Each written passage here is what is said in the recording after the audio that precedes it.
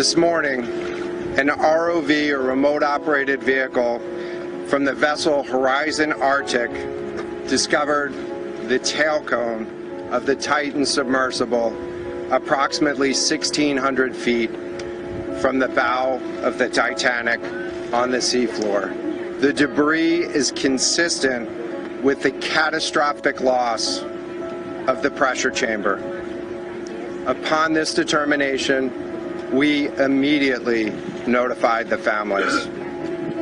On behalf of the United States Coast Guard and the entire Unified Command, I offer my deepest condolences to the families.